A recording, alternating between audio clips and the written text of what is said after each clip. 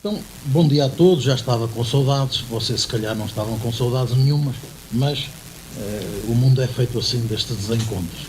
E então, vamos continuar a falar. Eu tinha começado, digamos, a introduzir a Revolução Francesa, tentar enquadrar, digamos, o ambiente histórico em que ela surgiu, as diferenças relativamente à Inglaterra, para explicar também algumas diferenças profundas entre o processo revolucionário, chamemos-lhe assim, entre a Revolução Burguesa na Inglaterra e a Revolução Burguesa na França.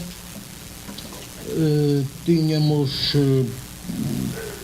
adiantado um pouco sobre a importância, e esta é uma diferença radical entre a Inglaterra e a França, digamos, dos fundamentos filosóficos que fizeram da Revolução Francesa uma revolução universal e da Revolução Inglesa uma revolução dos ingleses para os ingleses. E, enfim, falámos dos filósofos do século XVIII, que todos, enfim, conhecem como associados a este movimento das ideias que desembocou na Revolução Francesa, com particular destaque para os enciclopedistas, sendo que entre os enciclopedistas estão os fisiocratas, digamos, todos os artigos sobre questões económicas, os convidados de Diderot e d'Alembert foram exatamente os fisiocratas, a começar por François Quesnay, mas outros também dos discípulos de Quesnay. E tínhamos ainda falado, digamos, do modo como as coisas se armaram para que a ruptura se estabelecesse entre a monarquia, por um lado, e os representantes da burguesia nos Estados Gerais, que foram, entretanto, convocados e dentro dos quais se revelaram incompatibilidades que não encontraram solução, nomeadamente porque o rei, como sabem, não quis aceitar o voto por cabeça, não quis aceitar a igualdade de todos perante o pagamento de impostos e a igualdade de todos no acesso a cargos públicos. E daí derivou exatamente a proclamação da classe do terceiro Estado como Assembleia Nacional, depois como Assembleia Constituinte, e ao terceiro Estado vieram juntar-se uns quantos padres que abandonaram, digamos, a sua ordem e se juntaram ao terceiro Estado. E tinha adiantado ainda os pontos fundamentais da Declaração dos Direitos do Homem e do Cidadão, aprovada logo em agosto de 1789, para vermos que, para além da sua importância fundamental, ao reconhecer a liberdade de todos, incluindo os trabalhadores, coisa que era nova, já vimos as implicações económicas que isso tem e as implicações, digamos, no desenvolvimento de novas relações de produção. Até aí os trabalhadores não eram senhores da sua força de trabalho. A partir deste momento os trabalhadores passaram a ser proprietários da única coisa que lhes restava, a sua força de trabalho, e passaram a ser sujeitos de direitos e deveres, começaram a poder contratar e a contratar aquilo que tinham, vendendo a sua força de trabalho em troco de um salário. Estas novas relações de produção surgiram porque, no plano político, social e também ideológico, porque a ideologia era um cimento importante para manter, digamos, esta estrutura, houve esta mudança radical. Mas, apesar da igualdade para todos e apesar da liberdade para todos, vimos que a Revolução Francesa cedo começou a manifestar as suas contradições. E, efetivamente, proclamou-se a liberdade, proclamou-se a igualdade, mas desde cedo ficou claro que uns eram mais iguais do que outros, ou que uns eram menos iguais do que outros, porque iguais não foram as mulheres, os economicamente dependentes, os pobres, os escravos, os judeus e os povos colonizados, porque relativamente a estes a escravatura manteve-se, o regime colonial manteve-se, o estatuto jurídico dos judeus não foi alterado, só mais tarde, e, digamos, aqueles que não tinham um certo rendimento ou que eram economicamente dependentes, situação em que se punham as mulheres casadas, porque o administrador dos bens do casal era o marido, não tinham liberdade porque a sua representação entendia-se que havia ao marido e, portanto, os direitos desta gente ficaram postos de lado. Então, mais tarde, a escravatura veio a ser absolvida e por razões oportunísticas, para permitir que os escravos da ilha de São Domingos, que entretanto se tinham revoltado, se aliassem aos franceses na luta contra a Inglaterra, e o regime censitário veio a ser aprovado pouco depois e fez parte do primeiro texto constitucional, chamamos assim, de 1791, por proposta do Abate Sieyès, um dos grandes líderes intelectuais da burguesia francesa, que veio então assentar na divisão entre os cidadãos ativos e os cidadãos passivos. Cidadãos passivos eram aqueles que, não tendo um mínimo de propriedade, não tinham quaisquer direitos de participação na vida da cidade. Os cidadãos ativos, ainda estes se escalonavam segundo determinados níveis, aqueles que, digamos, podiam eleger e aqueles que podiam ser eleitos. Estes eram uma pequena minoria dos muito ricos, os únicos que tinham acesso, por este processo de eleição, ao Parlamento. E estes rapidamente foram identificados como uma nova aristocracia, quer dizer, como uma nova classe social que se assenhoreava dos poderes políticos, a nova aristocracia dos ricos. Não era agora já a aristocracia do sangue, era a aristocracia da riqueza. E contra esta nova aristocracia, rapidamente se começaram a desencadear os movimentos e parece que o diagnóstico que pode fazer-se é o de que o Estado saído da Revolução Francesa, o Estado burguês, o Estado liberal, se apresentaram desde o início como uma verdadeira aristocracia, para dizer, por outras palavras, como uma verdadeira ditadura, quer dizer, como um regime, um Estado ao serviço de determinados interesses, os interesses da classe burguesa revolucionária que se apoderou do poder do Estado para, a partir dele, e já o veremos, eles construir, pôr de pé, a ordem jurídica que servia aos seus interesses, porque o poder económico eles já o tinham, a burguesia já o tinha. E até uma parte, digamos, do poder social, do prestígio social, precisava era do controle do poder político. E foi a partir daí que a ordem burguesa foi imposta. Como é que justificava, digamos, este afastamento da maioria da população numa revolução feita em nome da igualdade, da participação na vida da cidade? Em nome da velha ideia do século XVIII de que só o proprietário é um verdadeiro cidadão, como, enfim, os enciclopedistas se fartaram de insistir, porque só o proprietário, só aquele que tem propriedade, tem, digamos, condições para fazer um juízo livre e independente. Os outros, porque estão economicamente subordinados, não estão em condições de ser independentes no seu juízo. Acresce ainda esta outra consideração muito importante, é que, segundo a teologia da Reforma, todos são iguais como criaturas de Deus, só que uns enriquecem e outros não. Porquê? Já ouvimos, porque uns são trabalhadores, são parcimoniosos, são inteligentes e os outros não são. Então, afastar os que não eram ricos era apenas uma outra maneira de dizer que os incapazes não têm nenhum direito de aspirar a governar a coisa pública, porque eles não são capazes de se governar a si próprios. Mostram que não têm qualidades para o fazer, e se não são capazes de se governar a si próprios porque não enriqueceram, então que direitos têm eles de pretender governar a coisa pública? A esta ideia juntou-se uma outra que está nos fisiocratas e que está, digamos, em alguns filósofos do século XVIII, a ideia de que, verdadeiramente, quem não é proprietário é, ao menos potencialmente, inimigo interno. Reparem neste trecho de Benjamin Constant, que foi, por isso mesmo, um dos mais acérrimos adversários do sufrágio universal. Aqueles que, pela sua pobreza, se veem condenados a uma dependência constante ou ao trabalho à jorna, não possuem mais inteligência do que as crianças, nem estão mais interessados do que os estrangeiros no bem-estar nacional. Portanto, esta ideia de que, para além da sua incapacidade, eles, porque não estão enraizados no Estado, porque não tomaram raiz na sociedade, escreveram os fisiocratas, porque não são proprietários, não têm nenhum interesse, digamos, que se possa identificar com o interesse nacional. Estão muito próximos dos estrangeiros, então estão muito próximos de ser inimigos internos. Algum tempo depois, aprovou-se na Assembleia Constituinte uma outra lei que é marcante, digamos, deste Estado de classe, deste Estado da burguesia, a Lei Le Chapelier. O Adam Smith dizia que os advogados faziam parte daquela luta inteligente que não produzia nada, ia à custa alheia. Bom, estes fizeram alguma coisa, fizeram a sua parte, porque a maior parte dos deputados da burguesia eram ou abades ou eram gente ligada às leis, advogados e notários, e Le Chapelier era exatamente um advogado, que veio propor a lei que foi depois aprovada e ficou conhecida com o seu nome, que, no fundo, proibiu, digamos, as associações sindicais, proibiu as associações dos trabalhadores.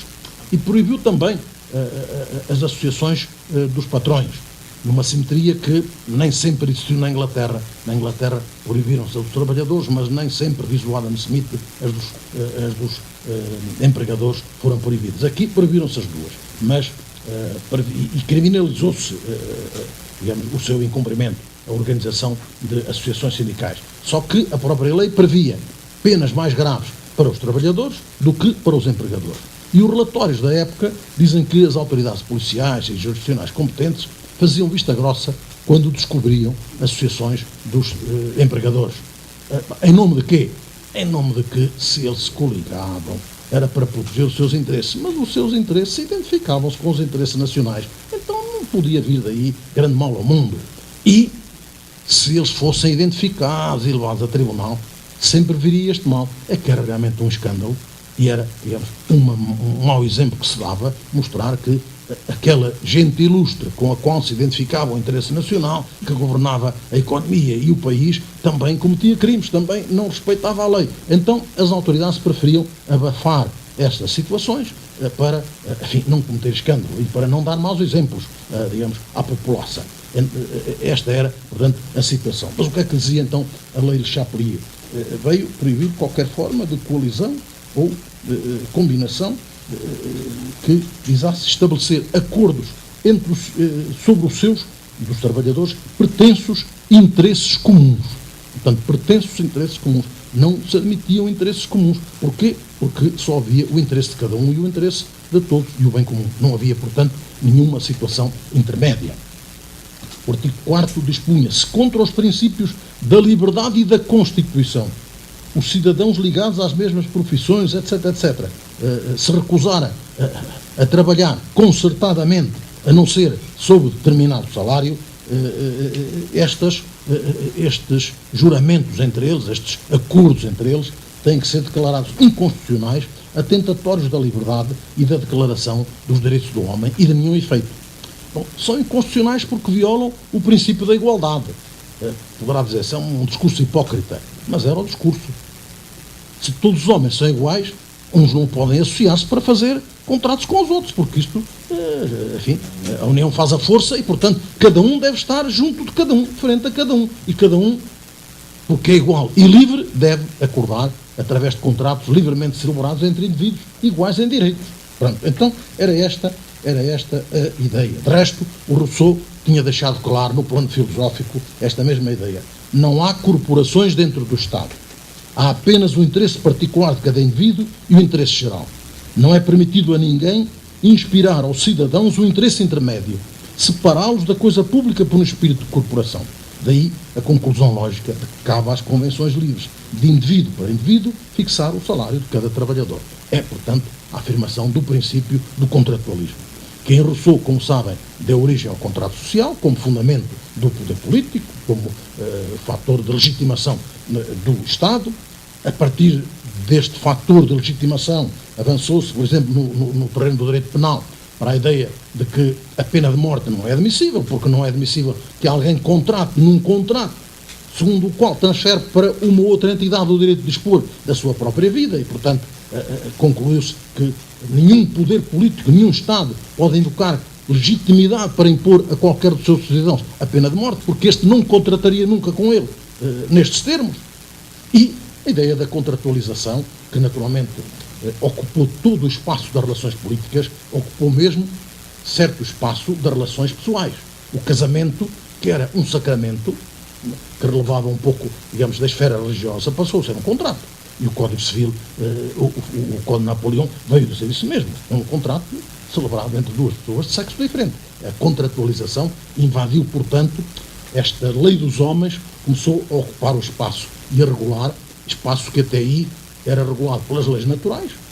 A economia funcionava segundo leis naturais, agora passou a funcionar também segundo as leis resultantes destes contratos e passou, digamos, a regular o contrato legitimador do poder político que saiu da legitimação divina e passou a regular também aspectos da vida pessoal das pessoas que tinham a sua âncora, digamos, no discurso religioso, na visão religiosa e que, portanto, confirmam aquilo que vinha desde o Renascimento, quando o homem se afirmou como não um mero viator mundi, mas um faber mundi, quer dizer, não apenas um viajante a caminho do outro mundo, mas alguém que quer fazer o seu próprio mundo e que tomou consciência de que pode fazê-lo, de que tem condições para isso. É claro que estes fatores ideológicos pesaram na lei de Chapelier, mas o próprio proponente, como naturalmente os deputados, tiveram consciência de que se tratava claramente do interesse de classe, porque eles próprios deixaram explícito durante a discussão que o objetivo destas assembleias é aumentar o preço da jornada de trabalho e, pela força, impor aos empregadores condições que estes não aceitariam e que estavam em condições de não ter que aceitar se tudo relevasse do contrato livremente celebrado entre indivíduos iguais em direitos. Portanto, daqui resulta claramente que o individualismo, assumido como um princípio filosófico, digamos, inerente à dignidade do homem, foi muito claramente utilizado, tal como a liberdade, ao serviço da burguesia, em nome, digamos, do homem em geral, mas esquecendo os homens concretos e as suas diferentes posições perante a vida e, portanto, perante os poderes. Daí a proibição do recurso à greve e à constituição de sindicatos. A contestação começou pouco depois e veio muitas vezes dos padres que trabalhavam, digamos, nos bairros operários, nas cidades operárias, e que constituíram, não raramente, alguns dos mais radicais, nem sempre uma radicalidade organizada, mas, digamos, num espontaneísmo, numa vontade de fazer, de andar para a frente e de derrubar as injustiças. Um deles, o padre Jacques Roux, que ficou conhecido como o Padre Vermelho, proclamava, pouco depois, a liberdade não passa de um fantasma, quando uma classe de homens pode reduzir a outra à fome impunemente. A igualdade não passa de um fantasma quando os ricos, através do monopólio, exercem um direito de vida e morte sobre o seu semelhante. A República não passa de um fantasma vazio quando a contra-revolução se opera dia a dia pelo preço dos produtos, aos quais 3/4 dos cidadãos não podem aceder sem verter em lágrimas. E denunciava, naturalmente, esta aristocracia mercantil, mais terrível do que a aristocracia nobiliária e sacerdotal. Bom, então, a burguesia e o seu Estado começaram a ser contestadas como, enfim, um ódio idêntico àquele que alimentou, digamos, os combates contra a velha ordem social. A verdade é que a lei Chapelier tinha tanta força na nova ordem que nem durante o período do terror, do consulado de Robespierre, com os jacobinos mais radicais à frente dos destinos, ela foi posta em causa. Em nome da defesa da liberdade, mesmo nos termos limitados em que o Robespierre os previa, já veremos, ela foi posta em causa. Só mais tarde, em 1884, isso aconteceu, através do reconhecimento da liberdade sindical e, mesmo assim, porque, entretanto, as coisas tinham mudado e a sabedoria das classes, neste caso da classe burguesa, foi também aperfeiçoando-se. E o próprio ministro Valdec Rousseau justificou a proposta e a defesa desta lei, que reconhecia a liberdade sindical, porque, para além do esforço de melhoria da condição humana, ela tinha a vantagem de afastar os trabalhadores do seu pendor revolucionário. Portanto, percebeu-se aqui, tal como se tinha percebido para o sufrágio universal, que o reconhecimento de certos direitos podia ter uma outra face. Era o de integrar as pessoas, de não as deixar de fora do sistema, o de anestesiar, digamos, as correntes revolucionárias. E, digamos, este processo de consagração do contratualismo viria a ter, digamos, o seu momento alto em 1804 com a aprovação do Código Napoleão, em que tudo é contrato a partir de um artigo que, dizem alguns autores, poderia fazer apenas o código, o resto são decorrências dele, o artigo que define o que é a propriedade.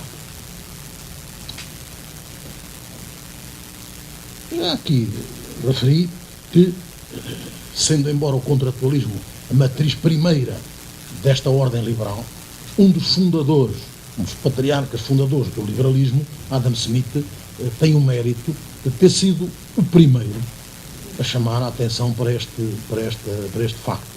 O contrato de trabalho assalariado não é um contrato como os outros. Não é um contrato como os outros.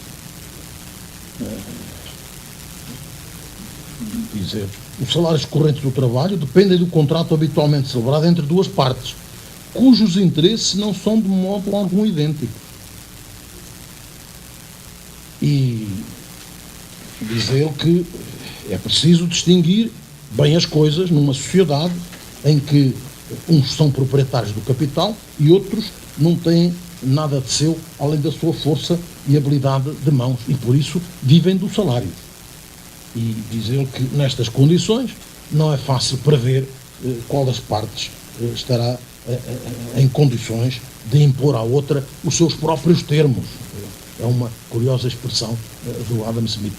Qual das duas partes neste contrato está em condições de impor à outra os seus próprios termos? Quer dizer, a liberdade de contratar existe, mas uma delas é que manda.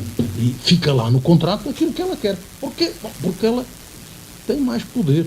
Porque essa classe, que é a classe dos proprietários dos meios de produção, pode viver muito tempo sem trabalhar. A outra classe, porque só tem de seu a sua força e habilidade de mão, não tem de seu, digamos, os alimentos para se poder manter, nem as matérias-primas para adiantar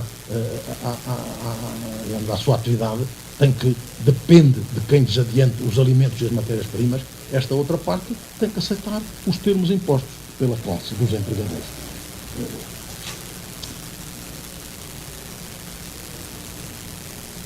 E depois, também já referi, o Adam Smith tornou muito claro aquilo que, no fundo, ele considera um espetáculo de hipocrisia. Bom, é raro ouvir-se falar das coligações de empregadores, só se fala das coligações dos operários. Bom, mas os empregadores também se coligam, muitas vezes expressamente, mas nem precisam de o fazer, porque eles estão tacitamente coligados sempre. E faz parte do código de honra nenhum deles abrir caminho ao aumento dos salários, porque isso é a pior coisa que se pode fazer naquela comunidade muito coesa, e onde se conhecem uns aos outros, e quem faz isso está votado ao ostracismo. E dizer, e quem imagine que os patrões raramente se coligam é tão ignorante do mundo como deste assunto. Portanto, com esta franqueza toda, o Adam Smith tem esta grande riqueza. É que realmente, filosoficamente, ele é um dos pais fundadores do edifício liberal, mas depois começa a miná-lo. Começa a miná-lo, e já veremos outros pontos. Também ele diz que realmente os trabalhadores, quando fazem ações contra uma determinada situação ou para reivindicar o aumento do salário, ou qualquer outro objeto da sua luta, a redução do horário de trabalho, etc., têm que o fazer rapidamente, exatamente porque eles não podem aguentar muito tempo em greve sem ganhar. E por isso, diz ele, sentem-se desesperados, recorrem sempre ao mais alto clamor e, em certos casos, à mais chocante violência e desacato, para ver se, pelo medo, conseguem rapidamente impor aquilo que pretendem. Porque se não conseguirem rapidamente, certeza que eles vão ser derrotados. Isto acontece a maior parte das vezes, dizem, até porque os patrões erguem pelo seu lado idêntico clamor, reivindicando incessantemente o auxílio das autoridades civis e o rigoroso cumprimento das leis destinadas a, com tanta severidade, se oporem às coligações de trabalhadores e jornaleiros. Quer dizer, o Estado liberal, o tal Estado que, segundo os puristas, não fazia nada, o próprio Adam Smith diz que os patrões, mal os trabalhadores começavam a fazer algumas coisas, chamavam logo o Estado para que interviesse, exigindo o rigoroso cumprimento das leis que, com tanta severidade, proibiam as ações dos trabalhadores. Portanto, o Estado liberal estava lá e os seus próprios fundadores sabiam que ele estava e sabiam que ele intervinha quando tinha que intervir. Não estava, portanto, separado da sociedade, nem da economia, nem era uma pura instância política. Estava lá. Bom, e depois vamos, infelizmente, não, não temos tempo para especificar, porque depois o Adam Smith explica muito bem porque é que, em anos de más colheitas ou de alta de preços, por qualquer razão, os trabalhadores ainda estavam em pior circunstância. E faz uma análise muito curiosa, diz, bom, muitos trabalhadores independentes acabam brutalizados porque não conseguem aguentar as suas explorações, aumenta a oferta de mão de obra. Bom, porque se os alimentos são mais caros, mais rapidamente os trabalhadores esgotam o seu magro salário e, portanto, menos capacidade têm. E porque os patrões, por outro lado, se vendem mais caros os seus bens, ainda têm mais força para impor os seus próprios termos. Então, nestes períodos de crise ou nestes períodos de penúria, as coisas agravam-se dramaticamente. E também ele insiste que o Estado, quando se trata de legislar sobre estas matérias, ouve sempre os patrões.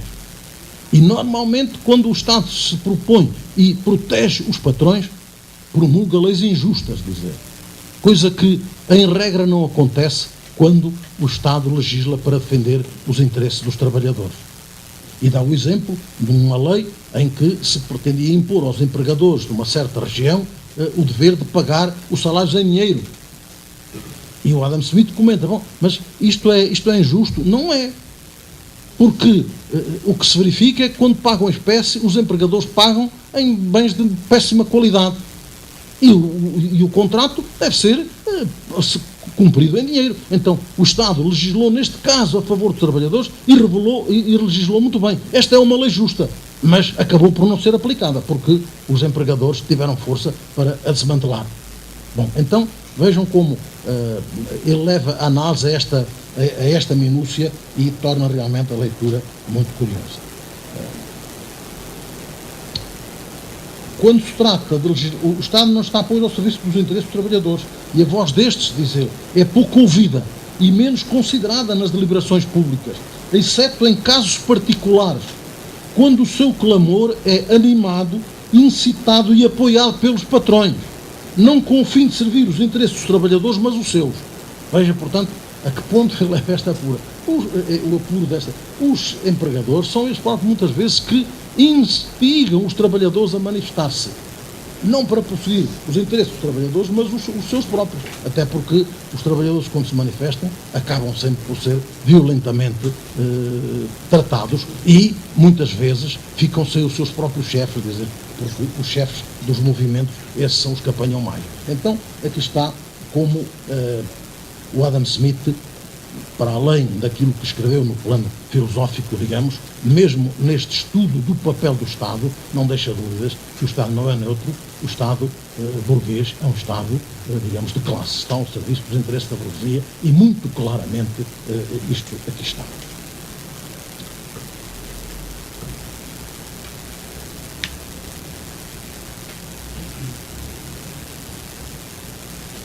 É claro que a Revolução Francesa, já vimos uma revolução exemplar do ponto de vista do terreno em que se coloca a via verdadeiramente revolucionária para a tomada do poder por parte da burguesia, tomou medidas muito importantes também, para além, digamos, de pôr de pé, digamos, a nova ordem jurídica burguesa, tomou medidas para unificar o mercado e destruir as velhas corporações medievais, o que fez abolindo os monopólios e as corporações medievais. Substituiu muitas, na França tinham cerca de 800 medidas de peso e de cumprimento vigentes no território francês, porque cada senhor feudal podia fixar as suas medidas de peso, exatamente para isolar o seu feudo, para torná-lo mais autónomo relativamente aos outros. E impôs um sistema unificado de pesos e medidas, através de uma comissão científica, vejam, apesar de tudo, digamos, a seriedade com que se trabalhava, da qual fez parte Lavoisier, Lagrange e Condorcet, digamos, nomes maiores do pensamento científico da época, que propôs o sistema decimal que veio a ser adotado e também o sistema métrico. Eliminou, com legislação adequada, as alfândegas no interior do espaço geográfico da França. Quer dizer, para além da ordem jurídica de construção do Estado, a Revolução Francesa tomou as medidas para criar um espaço nacional sob o qual assentava não apenas um poder político, mas também um poder económico que era a base deste poder político. Daí que o capitalismo tenha surgido na base de capitalismos nacionais, tendo como base fundamental um território, base de poder económico e base de poder político. Ora bom, há pouco começava a falar da contestação, e a contestação surgiu filosoficamente e politicamente com os jacobinos, mas foram o sans-culotte de Paris e de outras grandes cidades que estiveram na base, digamos, da contestação e que trouxeram, no fundo, a revolução para a rua de novo, retirando-a do jogo parlamentar. O que são os sans-culotte? Bom, os sans-culotte não são uma classe social, embora, em geral, fossem gente que vivia do seu trabalho.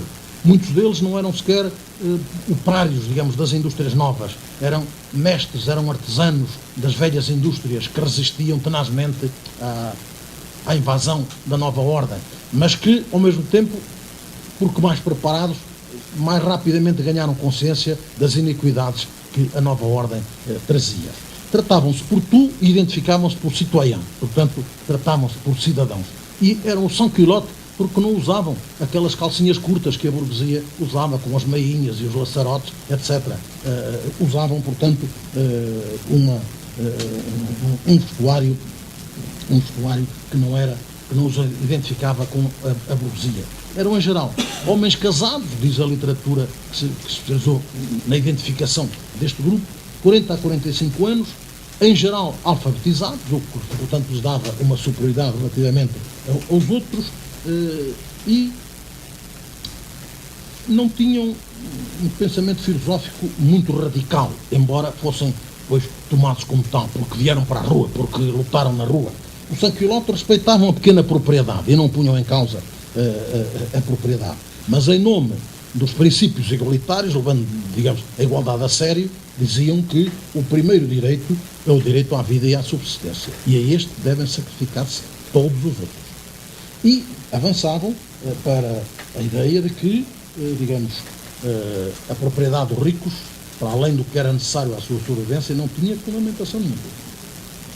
E vinham defender que o Estado tinha obrigação de garantir aos pobres o direito ao trabalho, quer dizer, o direito a receber um salário e mesmo o direito à segurança social.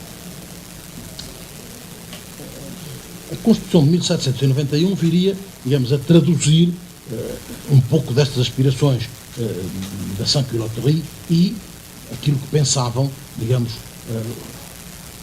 os burgueses que integravam a ala jacobina, digamos, a ala mais radical dentro da burguesia vitoriosa na França. E os historiadores da altura e atuais reconhecem que naquele tempo de 1791 a alternativa era exatamente esta. Ou se avançava no sentido de dar aspiração às camadas populares, ou a revolução podia ser de novo engolida pela contra-revolução que trabalhava dentro da França e trabalhava fora da França com o apoio, digamos, das monarquias da Europa, todas elas, a começar pelo czar da Rússia, até todas as monarquias europeias, que naturalmente não viam bem, não viam com bons olhos aquilo que estava a passar na França.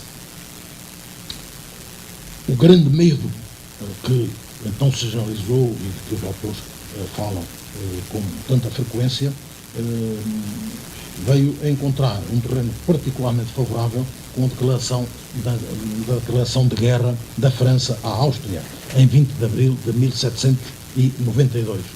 Na sequência, digamos, desta euforia nacionalista e patriótica, o povo invadiu o Palácio das Escuderias e prendeu o rei, que viria a ser executado quando se descobriu, entre a sua correspondência que o tornava cúmplice, digamos, dos jogos das monarquias europeias contra o movimento revolucionário. E, portanto, Luís XVI viria a ser executado um pouco mais tarde, por decisão da Convenção, já em janeiro de 1793. Entretanto, foi proclamada a República e foi reconhecido o sufrágio universal, ultrapassando, portanto, o regime que saiu exatamente dos primeiros anos da Revolução.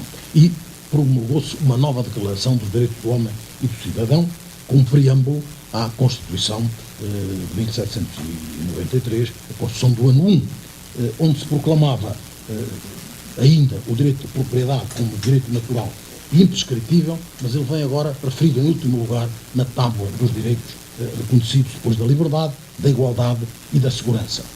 E o artigo 1º começava por enunciar uma ideia muito cara, digamos, a Saint-Just, a Robespierre e ao movimento jacobino em geral. O objetivo da sociedade é a felicidade comum, o que é uma coisa ótima. Portanto, os homens vivem e trabalham para ser felizes. E a felicidade comum é o objetivo da sociedade. Esta é uma proclamação interessante. E adiantava-se naquilo que podemos considerar, digamos, propostas para um Estado social avant la lettre. As ajudas públicas são uma dívida sagrada.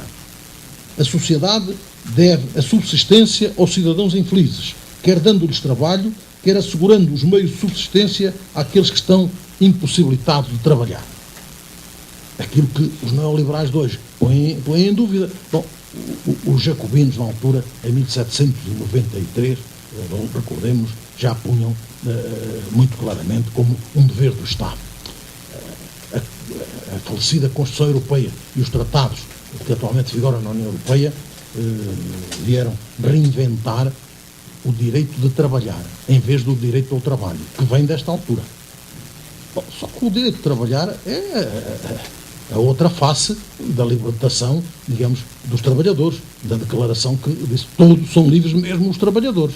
Bom, o direito ao trabalho, que nasceu aqui, pressupõe um certo dever do Estado de garantir que as pessoas possam viver dignamente a sua vida, trabalhando através do salário, ou então pondo de pé um esquema que garanta a dignidade das pessoas que não encontram um trabalho. Bom, portanto, tudo isto, em termos de declarações, a nova Constituição Europeia e os tratados, e o Tratado de Lisboa, atualmente em vigor, parece um retrocesso, neste caso, enfim, para trás, enfim, do século XVIII, ou início do século XVIII. E a Convenção aprovou também medidas que hoje diríamos de feição socializante, instituição da partilha igual das heranças, mesmo a favor dos filhos naturais, o que era, digamos, algo contra a tradição e contra o império da Igreja. Os filhos naturais não são filhos, são filhos ilegítimos. E, portanto, aqui avançou-se neste sentido. Criação do imposto sobre os ricos. Vejam lá a modernidade. Agora nega-se na Europa toda, pelo menos no meu país, o imposto sobre os ricos, por isso que é preciso fomentar o investimento para que a economia cresça. Então não se tributam os ricos. Divisão em pequenos lotes dos bens comunais e dos bens dos imigrados. Os imigrados eram os exilados políticos, eram os que fugiam, e fugiram centenas de milhares deles. Atribuição aos patriotas indigentes dos bens dos suspeitos, quer dizer, daqueles que eram suspeitos, que não proclamassem a sua devoção à causa da Revolução. Instituição de um sistema de segurança social com assistência médica garantida ao domicílio, pensões por doença de velhice, subsídios às famílias numerosas. Proclamação do caráter obrigatório, gratuito e laico do ensino básico. Tentativa de direção da economia para harmonizar os preços com os salários e garantir assim a subsistência de todos. Nacionalização da produção de guerra e do comércio externo. Portanto, no meio daquela revolução havia um pensamento, como nós vemos, quer dizer, havia um pensamento estruturado e que cada facção que estava no poder procurava traduzir em termos, digamos, da regulamentação do poder político. Mas era o igualitarismo, a égalité des jouissances, a grande matriz da Saint-Culottaï e mesmo dos pensadores e políticos jacobinos. Um dos setores, conhecido como os enragés, cujo nome principal é Hébert, proclamavam todo o homem que tem mais do que o necessário não pode usá-lo, mas só abusar dele. Assim, salvaguardando o que é estritamente necessário, tudo o resto pertence à República e aos seus membros infortunados. A primeira propriedade é a existência. É preciso comer, não importa a que preço. Aqui está, portanto, este princípio, digamos, dos jacobinos. E esta santa igualdade, no fundo, tem ainda como fundamento a ideia de que é preciso garantir a todos a propriedade, em nome do ideal.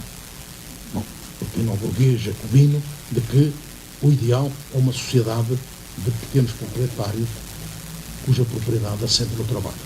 Porque, também escreveram os jacobinos, é preciso que todos sejam independentes. E só podem ser independentes se forem proprietários.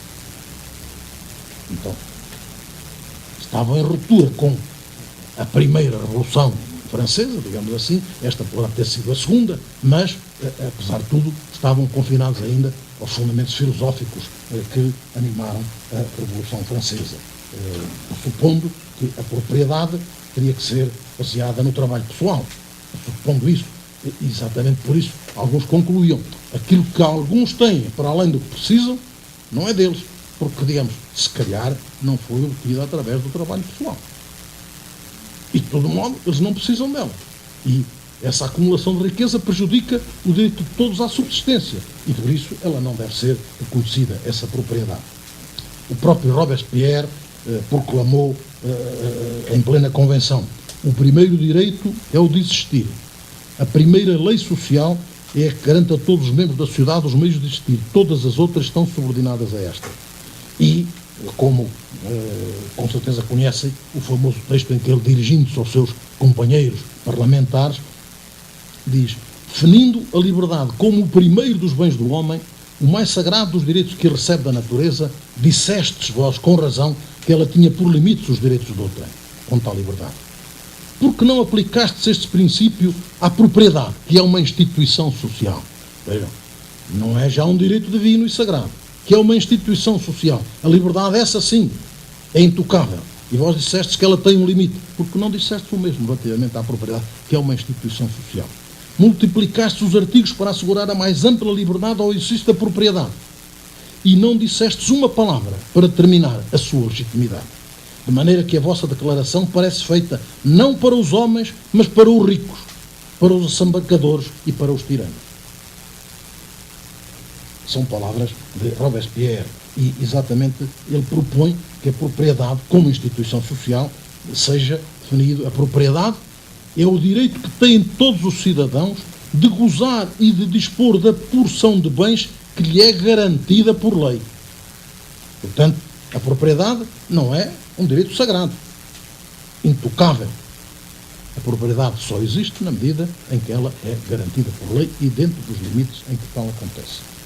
Ele próprio, no entanto, o Robespierre, que eu não conheci pessoalmente, mas que devia ser um homem inteligente, veio reconhecer que a igualdade dos bens é uma quimera. Coisa que Babeuf e os babovistas mais tarde vieram dizer. A loi agraire, a lei que assenta na ideia de vamos distribuir a terra em partes iguais por todos, é uma quimera, porque ao outro dia essa igualdade já está desfeita. Bom, então, ele reconhecia isto e por isso concluiu: il s'agit bien plus de rendre la pauvreté honorable que de proscrire l'opulence. Portanto, o que é preciso é que não haja esta tipo de pobreza desgraçada, tornar a pobreza minimamente digna, porque abolir a opulência, abolir as diferenças, isso não é muito fácil. E o mesmo, isto mesmo, enfim, escreveu o Saint-Just: não sofrais que haja um infeliz ou um pobre no Estado. Abolir a mendicidade que desonra o Estado livre. Il ne faut ni riche ni pauvre. L'opulence est une infamie.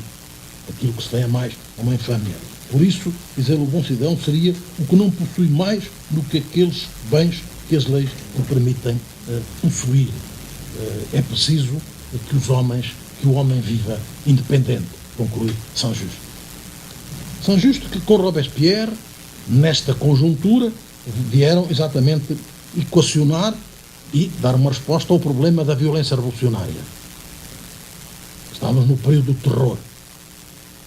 Para, digamos, empurrar mais para baixo, digamos, as velhas classes dominantes e a nova burguesia que queria afirmar os seus direitos e pisar os das massas populares. E pergunta o Robespierre: afinal, em que ficamos?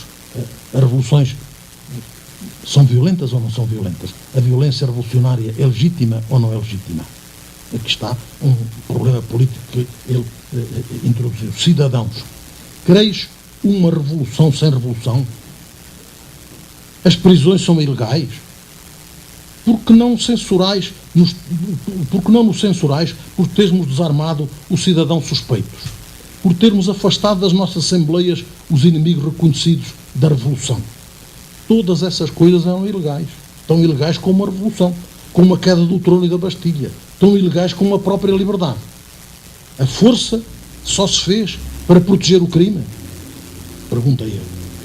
E, ao defender e apresentar a sua teoria do governo revolucionário, Robespierre escreveu: o governo revolucionário deve aos bons cidadãos toda a proteção nacional.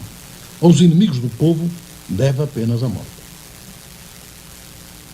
E Saint-Just avisou num texto famoso que aqueles que fazem revoluções incompletas limitam-se a cavar a sua própria sepultura.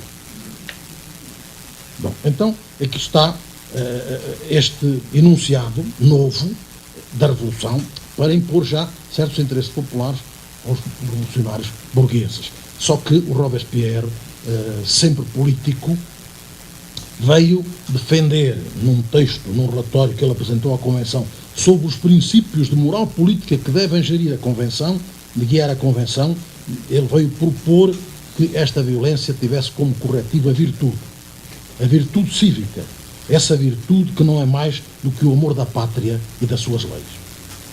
De todo modo, como sabemos, a verdade é que com a vitória da França sobre as nações, a coligação das nações europeias contra ela, em Fleurus, em junho de 1794, afastado o perigo da derrota da França, digamos, a contra-revolução ganhou terreno porque não estava em causa a França. E uma boa parte da burguesia, mais à direita, não tardou a conseguir pôr fora da ação o Comitê de Salvação Pública, liderado por Robespierre, e afastá-lo da Convenção no golpe que ficou conhecido pelo 9 Thermidor do ano segundo desta segunda Revolução. E no dia seguinte, Robespierre viria a ser executado. Ele que, por sua vez,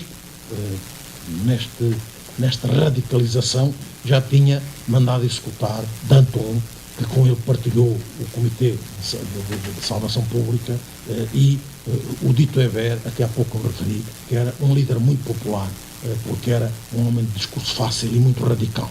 Então, ele isolou-se e acabou por morrer às mãos da ala direita, digamos, da burguesia. E em abril e maio de 1795, pela primeira vez depois da Revolução Francesa, as Forças Armadas foram utilizadas para reprimir manifestações populares. Começou, digamos, o período do terror branco, e neste período em que tudo andou para trás, aquilo que vimos, digamos, da Constituição de 1793, as medidas tomadas pela Convenção, tudo isso foi retirado e, digamos, a nova Constituição e a nova Declaração dos Direitos do Homem de 1795 veio suprimir tudo isso que estava lá, incluindo a supressão do artigo da Declaração de 1789 que afirmava que os homens nascem e são livres e iguais em direitos. Confinou-se esta ideia sobre a igualdade à abolição das distinções de nascimento. Quer dizer, não há distinções de nascimento, mas quanto ao resto, não se dizia mais nada, porque este artigo tinha retirado. Foi retirada também da nova declaração a referência aos direitos naturais do homem, desapareceram os direitos sociais proclamados em 93, colocou-se particular ênfase na defesa da ordem e, naturalmente, tudo aquilo de feição socializante que há pouco referi foi afastado. Mas a contestação continuava, agora com Babeuf, Gracchus Babeuf e conspiração dos iguais, como ficou conhecida, cujo lema era viver e morrer iguais como nascemos, e proclamando que já não bastava a igualdade civil, a igualdade real ou a morte. Passou a ser, digamos, a palavra de guerra deste movimento. A igualdade real ou a morte. E desgraçados daqueles que se puseram na nossa frente. Bom, o Babeuf entendia-se como um homem iluminado, trazia o destino do mundo na sua cabeça e nas suas mãos e, portanto, desgraçados os que pudessem à frente dele. É claro que acabou na guilhotina, como era de esperar. Mas os autores vêm dizer que esta ideia de que queremos a igualdade real ou a morte e a defesa, enfim,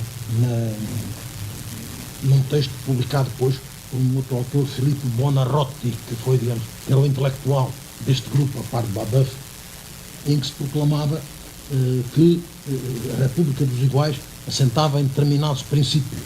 A natureza deu a todos os homens um direito igual ao gozo de todos os bens. O fim da sociedade é defender esta igualdade. A natureza impôs a todos a obrigação de trabalhar e ninguém pode, sem crime, subtrair-se aos trabalhos. Os trabalhos e os benefícios devem ser comuns. A opressão, quando um se esgota pelo trabalho e tem falta de tudo, enquanto o outro nada na abundância sem trabalhar. Numa verdadeira sociedade não deve haver nem ricos nem pobres. Bom, apesar de tudo, as coisas continuam. E o fim da revolução é destruir a desigualdade e estabelecer a felicidade comum. Vejam como há aqui, apesar de tudo, um avanço. Digamos, a propriedade perde terreno para esta ideia de que a natureza atribui a todos igual direito ao gozo de todos os bens. E esta coisa importante é que todos têm que trabalhar. E, no fundo, aquilo que viria a ser um objetivo fundamental das modernas teorias socialistas e das modernas definições do que é um Estado socialista, esta ideia de que, no fundo, não há rendimento sem trabalho. Porque todos têm que trabalhar. E não há quem viva se não trabalhar. Então, a partir desta forma de organização, só há rendimento do trabalho. Por isso, muitos autores dizem, dos historiadores, digamos, da história do socialismo, dizem que o comunismo passou de uma coisa vagamente utópica para se transformar, com Babeuf e o Babouvir, num projeto político a realizar. Houve aqui, portanto, algum salto, uma sociedade a construir. E aquilo que os autores também dizem, e eu creio que com razão, é que ainda estávamos longe do industrialismo. A França não era ainda uma sociedade próspera a partir da atividade industrial que viria a legitimar, digamos, o otimismo de Saint-Simon, outro dos grandes socialistas utópicos, que, no fundo, veio defender que os empresários é que deviam tomar conta do governo da nação, porque eles operavam esse milagre de transferir os ganhos científicos e tecnológicos para a atividade produtiva, organizando as suas empresas e enriqueciam, eles próprios enriqueciam os países. Estávamos longe deste otimismo e por isso os autores dizem que este comunismo era um comunismo de consumo. Daí que a proposta fosse que tudo o que fosse produzido devia ser entregue em armazéns comuns e depois o Estado distribuía igualmente para todos os que justificassem o seu direito à vida através do trabalho.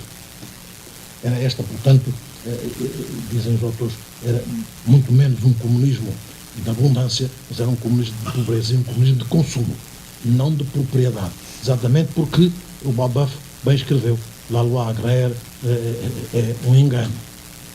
Se vamos distribuir as terras, em vez de garantir a posse comum por todos, bom, a desigualdade estabelece-se no dia seguinte. Então, aqui está esta equação, juntamente com, de novo, a defesa da violência revolucionária. Dizer que neste quadro em que se verifica uma guerra declarada entre os nobres e os plebeus, entre os ricos e os pobres, neste quadro de guerra de classes, diz ele, a revolução seria inevitável quando as instituições tendem a que uns fiquem com tudo e nada reste para os outros. Quando a existência da maioria se tornou de tal modo penosa que já não a pode suportar por mais tempo. Aos que rejeitavam a violência, Babeuf respondeu: e que guerra civil há mais revoltante do que aquela que mostra todos os assassinos de um lado e todas as vítimas sem defesa do outro? Não é preferível a guerra civil em que os dois partidos possam defender-se reciprocamente? Bom, então aqui está, de novo, a defesa da violência revolucionária. Claro que em nome da violência contra-revolucionária, ele foi, com uma hipocrisia, executado em maio de 1797 e este salvador do género humano chegou, portanto, ao fim da sua empresa. Mas a verdadeira reviravolta viria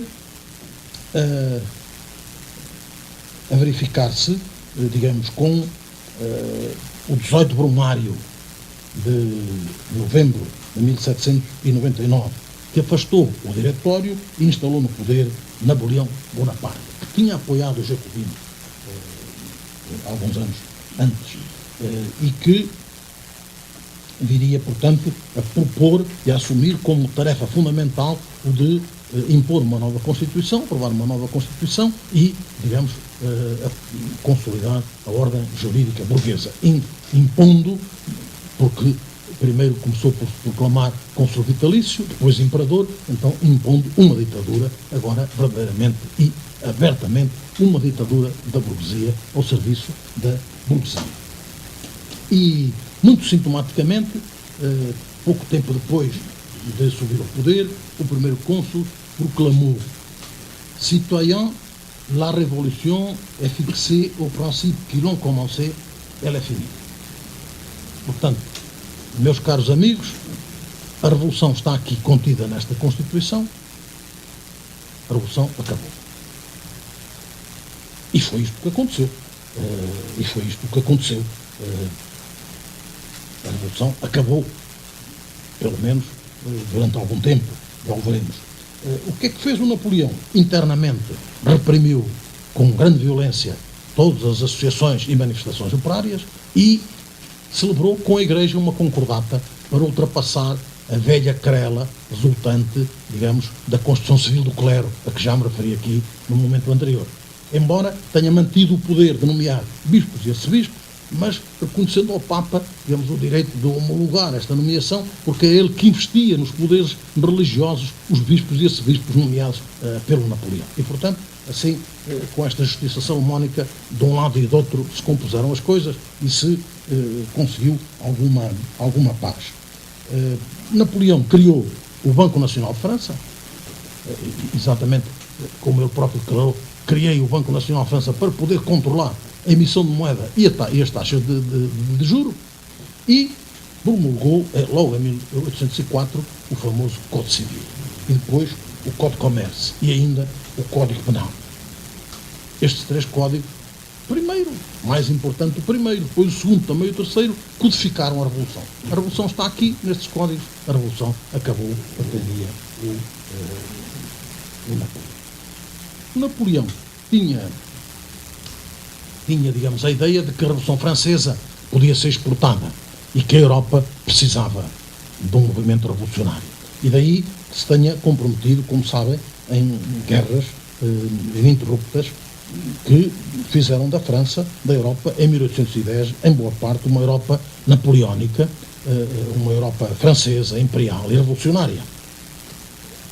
Não obstante, em 1814, Paris viria a ser ocupada, o imperador teve que resignar, foi mandado para o exílio, iniciou-se o período da restauração, só quebrado pela tentativa desesperada de Napoleão de regressar ao poder, o famoso governo dos 100 dias, após o qual, nos termos do qual, depois da derrota em Waterloo, foi condenado ao exílio e foi para Santa Helena, onde morreu, como sabe. A verdade é que, apesar destas guerras, a França, digamos, afirmou-se como uma grande potência europeia e em 1818 a França tinha relações diplomáticas normais em posição de superioridade com todas as outras potências europeias, por mais que elas odiassem a França. Só que a história não para e a vontade do Napoleão de acabar com a Revolução, porque ela já estava codificada, não resistiu às forças da vida. E em 1830 o movimento revolucionário estava de novo na rua.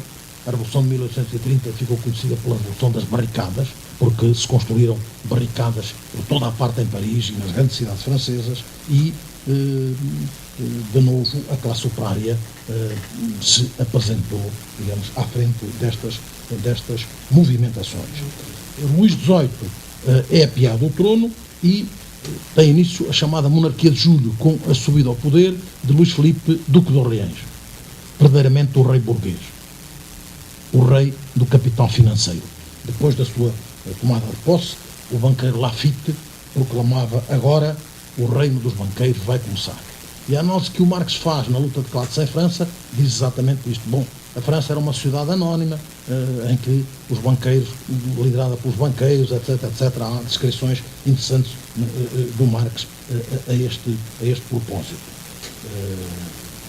O poder desta oligarquia financeira, como o próprio Tocqueville reconhece, il se loja dans toutes les places. Portanto, houve aqui uma mudança e uma fração nova da burguesia francesa, a burguesia financeira, que já o veremos com o passamento depois da lei das sociedades anónimas, viria a comandar a vida económica, fundindo o capital bancário com o capital industrial.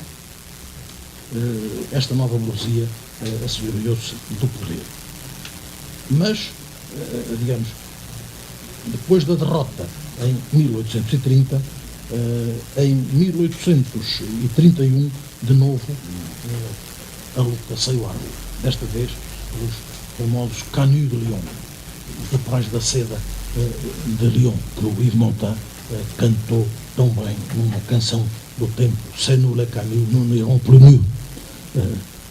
Não iremos mais nus, porque nós vamos vencer.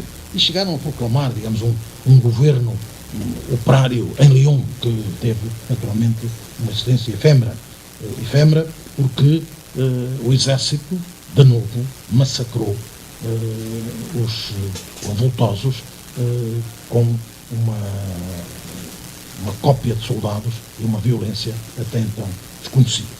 O que estava em causa era um acordo de trabalho que previa o aumento dos salários para os trabalhadores da seda de Lyon. E alguns meses depois, perante a resistência das entidades patronais em o pôr de pé, os trabalhadores vieram à rua. E depois da derrota e esmagada ela, o primeiro-ministro Casimir Perier, ele próprio industrial, viria declarar na Câmara dos Deputados que essa medida era ilegal, uma vez que as leis não permitem de modo algum fixar o preço do trabalho e que este preço deve ser sempre o resultado de um acordo inteiramente voluntário entre o fabricante e o operário. Esmagada a revolta, o mesmo Casimir Perier proclamava na Câmara dos Deputados: é preciso que os operários saibam bem que não há remédio para eles que não seja a paciência e a resignação. Portanto, estamos visto. De todo modo, esta revolução romântica, 1830-1831, marcou um ponto importante, como alguns reconheceram na própria Câmara dos Deputados, em relatos que estão no jornal de débat da própria Câmara. Em 1831, um deputado disse: estas lutas revelaram um grave segredo, o da luta interna que se verifica na sociedade entre a classe que possui e a que não possui.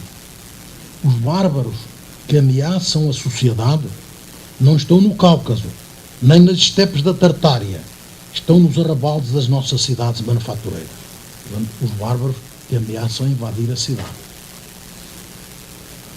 Ora bom, aqui está de novo o inimigo interno e os bárbaros que ameaçam invadir a cidade, que ameaçam pôr em causa a ordem, o Estado que nós, burgueses, vimos constituindo. E a verdade é que por estes anos, mais para o meados dos anos 30 do século XIX, muitas publicações da burguesia ligadas aos trabalhadores vieram proclamar la royauté est liée à la fabrique. Quer dizer, mesmo a este nível, digamos, dos comunicados operários, se veio dizer: a realeza, o Estado, está ligado à fábrica. O Estado é o Estado, não é nosso.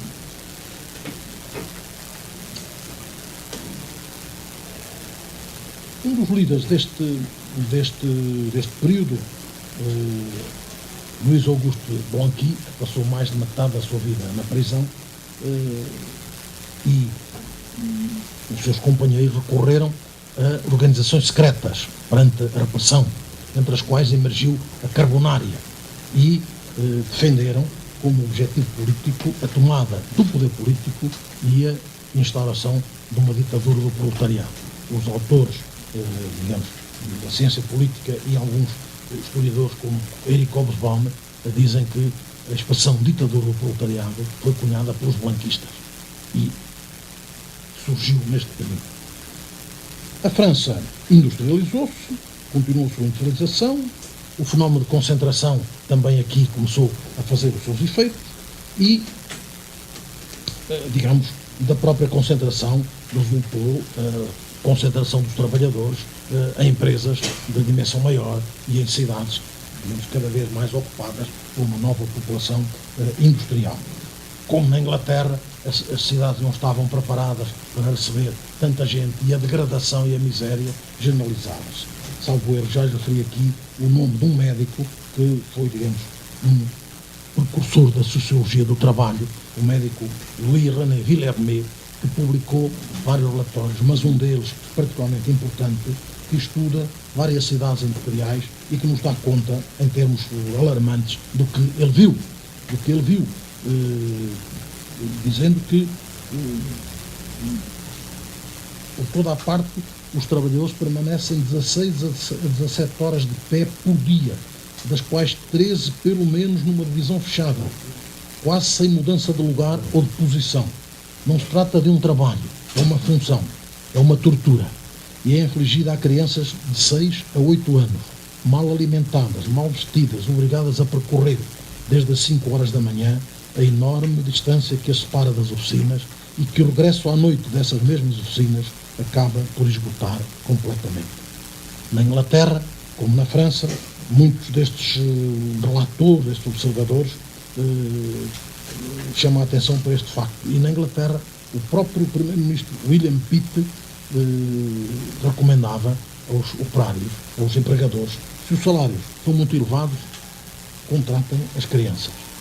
Portanto, era este o resultado da liberdade de contratação e, naturalmente, era por isto também que os empregadores não queriam nenhuma lei social a regular as relações de trabalho.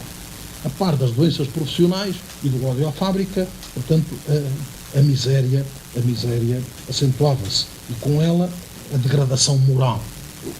Um dos relatórios de Villermé diz que, na maior parte dos leitos que acabo de falar, havia deitados juntos indivíduos dos dois sexos e de idades muito diferentes, a maioria das vezes num estado de sujidade repelente. Pai, mãe, adultos, todos aí se acumulavam. Naturalmente que, depois disto, o alcoolismo, a prostituição e a criminalidade não eram de espantar. E, dando-se conta, muitos autores na Inglaterra, como na França e depois em outros países, que, à medida que a riqueza aumentava, a miséria aumentava ainda mais e generalizava-se, ganha todo o sentido, digamos, a expressão de Fourier, en civilisation, la pauvreté naît de l'abondance même. E Villermé começou a chamar a atenção para o risco de definhamento, digamos, da sociedade, para o desaparecimento do capital humano, se quiséssemos dizer em linguagem de hoje, ou para, enfim, a tarefa inglória de estarem a matar os empregadores, a galinha dos ovos de ouro. E foi este clima que deu origem à primeira lei social de 1841, que procurou regular o trabalho, digamos, das mulheres e, sobretudo, das crianças. Porque, na Câmara dos Pares, defendendo esta legislação, o seu proponente disse: se um tirano, um conquistador estrangeiro, tivesse ocupado a França e nos tivesse falado deste modo, logo que se consigam manter sobre as pernas centenas de milhares das vossas crianças ser-vos-ão retiradas, serão introduzidas em estabelecimentos onde a sua organização física será degradada, enfraquecida de ano a ano, onde, em vez de conhecerem as brincadeiras, a alegria, a liberdade da sua idade, são iniciadas em tudo o que há de mais deplorável na depravação humana, onde serão primeiro moralmente e depois intelectualmente embrutecidas, para serem em seguida fisicamente debilitadas, onde as vossas filhinhas perderão a inocência antes mesmo da idade núbil. Se um tirano, dizia eu, tivesse agido assim com a França, não haveria ódio, não ódio e injúrias suficientes para lançar sobre a sua cabeça. Pois bem, o juízo da indústria é este. A tal lei foi aprovada e o que aconteceu foi que ela não foi aplicada, exatamente porque, como a lei Le Chapelier era contra a Constituição, era contra a igualdade e, portanto, não se podia admitir que ela fosse levada a cabo. Por estas razões todas, digamos, e porque se começou a perceber o que o Abade Lacordaire viria a proclamar em plena Revolução de 1848, entre le fort et le faible, entre le riche et le pauvre, entre le maître et le serviteur, c'est la liberté qui opprime et la loi qui affranchit.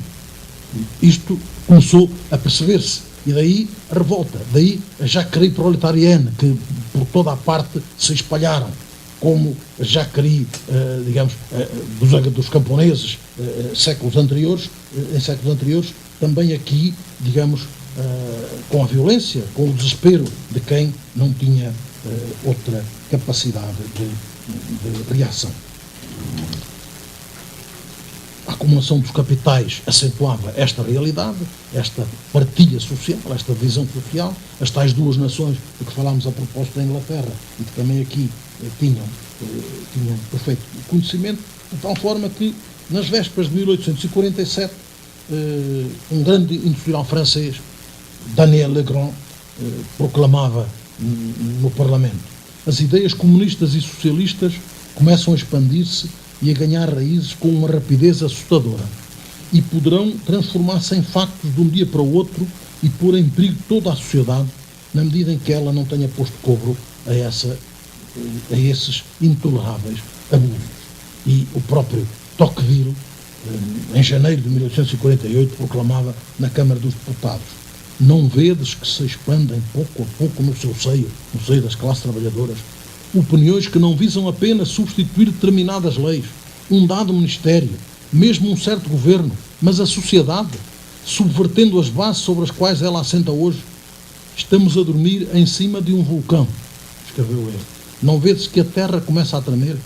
Sopra um vento de revolução, a tempestade surge no horizonte. Bom, justifica-se por isso que o Manifesto Comunista viesse dizer, neste mesmo ano, 1848, anda um espectro pela Europa, o espectro do comunismo. E 1848, na França, como por toda a Europa, foi o ano de todas as revoluções. Em geral, todas falhadas. Na Alemanha, enfim, da pequena burguesia, na França, enfim, um pouco liderada de novo pelas massas populares, já com uma apresentação operária mais direta e importante, mas com a monarquia de Júlio e o peso do capital financeiro, a corrupção atingiu níveis insuportáveis. As más colheitas agrícolas e a doença da batata nos anos anteriores a 1848 contribuíram assustadoramente para a carestia da vida. E a crise económica começou na Inglaterra, provocou a falência de vários bancos e contaminou outros países, incluindo a França. Foi então que o povo de novo veio à rua, em fevereiro de 1848. A monarquia de Júlio chegou ao fim, sendo o seu lugar um governo provisório em que estavam representados Louis Blanc e o operário mecânico Albert, que ninguém sabe se era nome ou se era pseudónimo ou nome de guerra, porque só se sabe que era Albert, era o operário Albert, mas nada, nem apelido, nem nada. E, dizem muitos, sintomaticamente, o poeta Lamartine, que não representava classe nenhuma, nem interesse nenhum, representava, enfim, o utopismo, enfim, a poesia desta Revolução de 1848. A verdade é que, em 25 de fevereiro, o operário Raspail, que dá o nome a uma das avenidas que saem da Place de l'Étoile, o Boulevard Raspail, apresentou um ultimato ao governo provisório: ou é proclamada a República, ou eu estarei na rua com 200 mil trabalhadores. Bom, e a República foi proclamada, restabelecido o sufrágio universal, o que mostrou que o operariado de Paris tinha algum poder, porque a sua voz foi ouvida. Proclamou-se o direito ao trabalho, criou-se a Comissão do Luxemburgo, porque não foi possível criar um Ministério do Trabalho como os trabalhadores reivindicavam. No meu país o Ministério do Trabalho acabou agora, foi estabelecido com a Revolução em 25 de abril de 1974, agora acabaram com o Ministério do Trabalho, que está incluído no Ministério da Economia. É verdade, Sr. Alberto. A história também se faz de recuos e nós estamos, portanto, em grande recuo. O que vale é que as coisas começam a aquecer.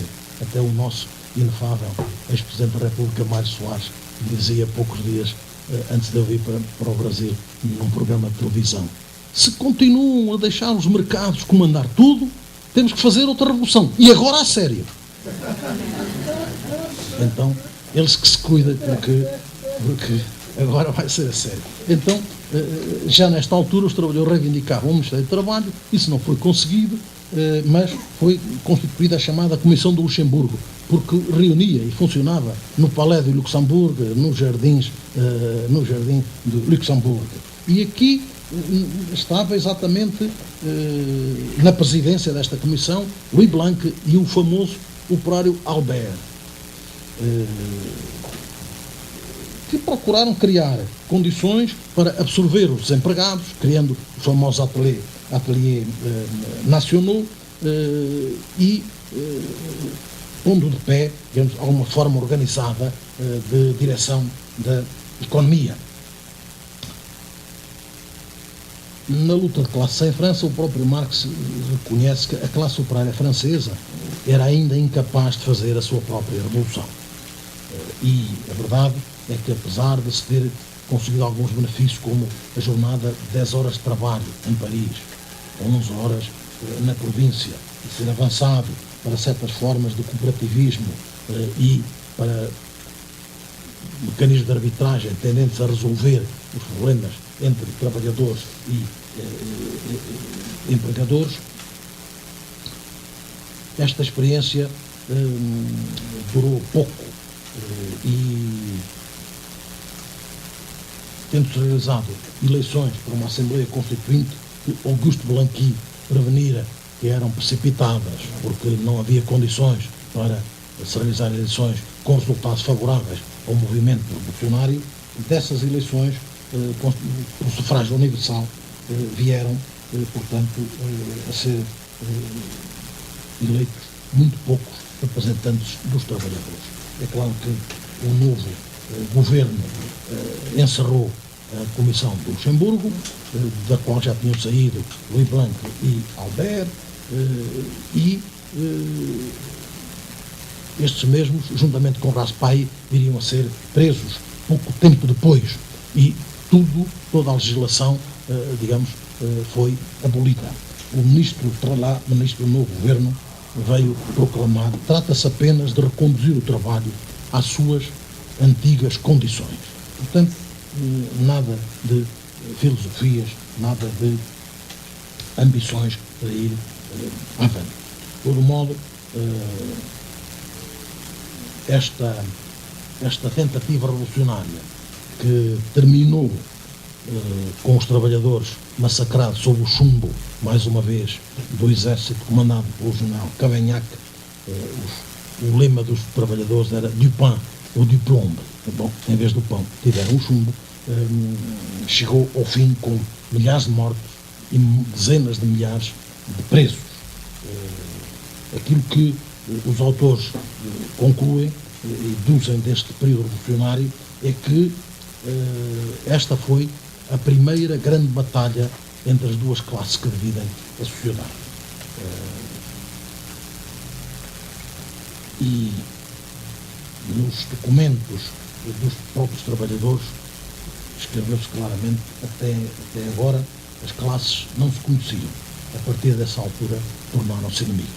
Quer dizer, a violência das confrontações e a consciência de classe por parte dos trabalhadores começou a apurar, digamos, esta situação.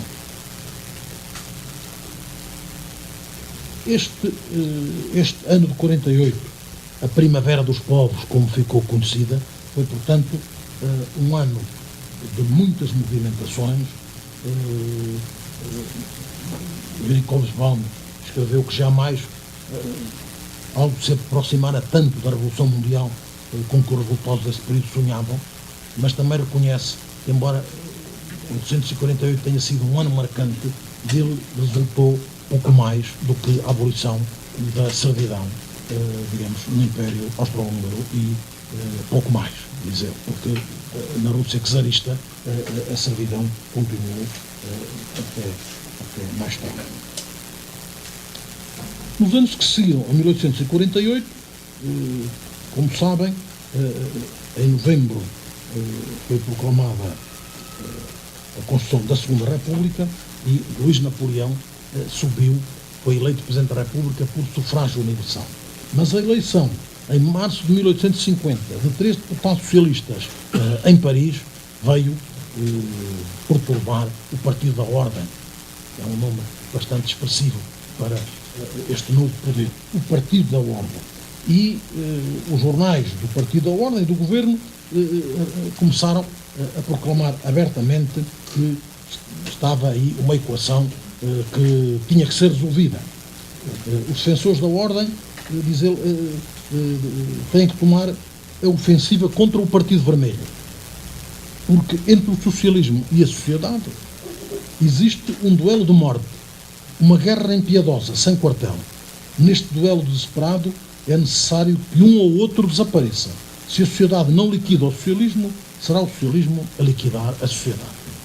Portanto, dos dois lados, como vê, a ideia de que estava perante uma guerra de classes e de que o Estado era um Estado de classe. E, portanto, agora que nós estamos aqui, temos que acabar com o socialismo, quer dizer, com o movimento operário, porque senão ele acaba com a sociedade, acaba com a sociedade burguesa. O sufrágio universal, de onde tinha nascido a Segunda República, foi posto abertamente em causa. E os ministros e os jornais do Partido da Ordem afirmaram que é preciso romper o círculo de ferro de uma legalidade asfixiante. Portanto, a legalidade, os princípios democráticos servem quando servem, quando não servem, é preciso romper com eles, é preciso deitá-los fora. E foi o que aconteceu, de novo, em nome desta ideia de que a nossa vitória manteve-se até aqui pela vontade do povo. É preciso afirmá-la agora contra a vontade do povo. E em nome deste princípio, naturalmente, se acabou com o sufrágio universal e se proclamou o Segundo Império. Luís Napoleão foi sagrado imperador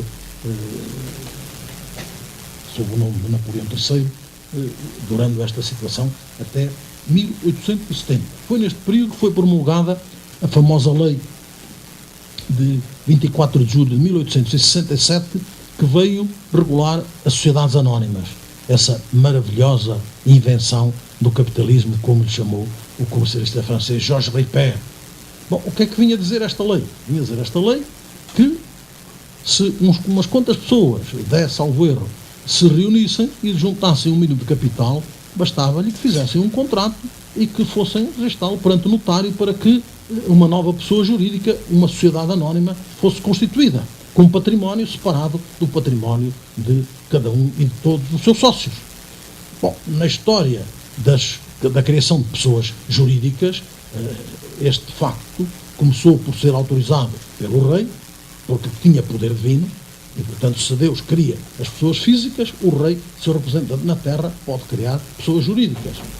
Depois começou este tipo de entidades, de pessoas jurídicas, a poder criar-se por deliberação dos governos, e só agora, em 1867, se veio então consagrar, em nome do contratualismo ainda, que um número mínimo de indivíduos, que reuniu-se um número mínimo de capital, respeitados outros requisitos que a lei proclamava, fosse perante notário celebrar um contrato de sociedade e desse origem a estas sociedades. Bom, que foram uma maravilhosa invenção do capitalismo, porque desde o início se percebeu que os ricos tinham a possibilidade de reunir não só o seu dinheiro, mas o muito mais dinheiro dos que tinham pouco, mas que podiam comprar uma ou duas ou três ou 10 ações. E, portanto, a concentração e a centralização do capital começou a operar-se aceleradamente a partir desta lei e desta legislação. Digamos, a economia condiciona o direito, mas o direito condiciona a economia e cria as condições para o desenvolvimento da economia. É claro que os trabalhadores foram ganhando também alguma força, E em 1852 saiu uma lei a permitir as associações de socorros mútuos, que em princípio se destinavam a prosseguir objetivos de interesse comum, mas não laborais, nomeadamente muitas delas para assegurar um enterro cristão e digno aos seus membros. O que se sabe é que muitas delas serviam depois de fundos de apoio a movimentos grevistas e patrocinadores de outras ações reivindicativas dos trabalhadores. Em meados dos anos 50 do século XIX, havia duas leituras da situação.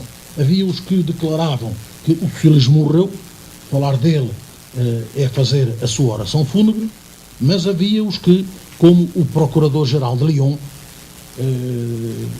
escrevia abertamente isto: o operário é hoje comunista e igualitário como o burguês era filósofo antes de 1789.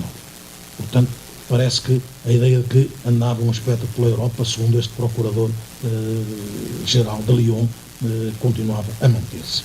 E a verdade é que, a partir da Exposição Industrial de Londres, em 1862, à qual foi autorizada a deslocar-se uma comissão de trabalhadores franceses, regressando à França e promovendo a publicação de um manifesto que ficou conhecido pelo Manifeste des Soixante, no qual se descrevia a viagem, os contactos com os organizações de trabalhadores ingleses e se concluía propondo que fossem autorizadas as greves e reconhecido o direito de liberdade sindical. O direito de liberdade sindical não foi reconhecido, mas o direito à greve foi reconhecido por uma lei de 1864. Em 1867 realizou-se a Exposição Universal de Paris e, pela primeira vez, o governo anunciou que toleraria a existência de sindicatos. Quer dizer, não os legalizou, mas passou a tolerá-los e passou a negociar com eles. Era uma situação, portanto, de ambiguidade, mas assim funcionou. Só que, entretanto, em 1864, no St. Martin's Hall, em Londres, os trabalhadores europeus resolveram constituir, por proposta de Marx e Engels, a Associação Internacional dos Trabalhadores, que viria a ser constituída efetivamente em Genebra, em setembro de 1866. E esta Associação Internacional dos Trabalhadores começou a ganhar expressão, a ter partidários e formas de organização em vários países da Europa, também na França. A literatura do tempo, a propósito das greves que se foram desenvolvendo, os processos de contestação que os trabalhadores desenvolveram, descrevem várias situações em que a própria polícia organizava complôs que depois atribuía à Associação Internacional dos Trabalhadores para reprimir, digamos, os representantes, as secções, digamos, da Internacional dentro da França. E em 1862, no Congresso da Haia, a Internacional propôs que em cada país se constituísse um partido socialista, um partido de representação dos trabalhadores. No caso de Portugal, o primeiro Partido Socialista fundou-se em 1875, por utópicos portugueses, entre os quais o poeta e filósofo Antero de Quental, e neste mesmo ano fundou-se o Partido Social Democrata Alemão, o grande partido da classe operária, até que as coisas se mudaram, como sabe. E foi neste quadro que, depois da humilhação da derrota na Guerra Franco-Prussiana, com a imposição do armistício de Versalhes em 1871, bem que teve depois a réplica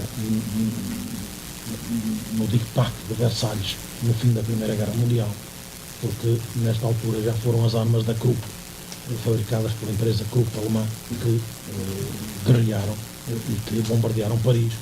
De novo, em 1914, os canhões da Krupp bombardearam Paris, e em 1939-45, de novo, os canhões da Krupp bombardearam Paris. Então, a genealogia das guerras intra-europeias, duas delas mundiais, está muito bem definida nesta quase anedótica continuidade, digamos.